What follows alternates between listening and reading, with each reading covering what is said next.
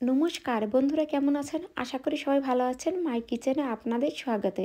আমি আপনাদের জন্য নিয়ে এসেছি ছানার বড়া পিঠা রেসিপি। কিভাবে ছানা দিয়ে বড়া পিঠা তৈরি করতে হয় সেইটা দেখাবো। চলুন বন্ধুরা, বানানো শুরু করি। একটা বাটিতে 1 কাপ ময়দা নিয়েছি, 1 কাপ চিনি, 1 বাটি ছানা, আধা চামচ লবণ আর 1 চিমটি বেকিং সোডা, একটা কলা, 5 চামচ দুধ দেওয়া হয়ে গেছে। এখন এটাকে মেখে নেব। আমি হাত দিয়ে চেপে চেপে সুন্দর করে মেখে নিয়েছি।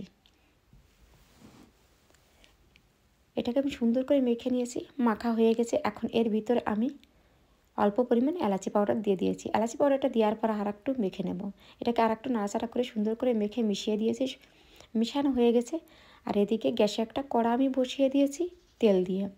তেলটা যখন হালকা গরম হয়ে গেছে, এখন আমি বড়াগুলো দিয়ে দেবো। সম্পূর্ণ বড়াগুলো আমার দেওয়া হয়ে গেছে। এখন আস্তে আস্তে করে উল্টিয়ে পাল্টিয়ে লাল লাল করে ভেজে নেব। এটাকে সুন্দর করে লাল লাল করে ভেজে নিয়েছি, ভাজা হয়ে গেছে। তুলে প্লেটে নামিয়ে দেখাচ্ছি। বন্ধুরা, কেমন হয়েছে আমাকে অবশ্যই কমেন্ট করে জানাবেন।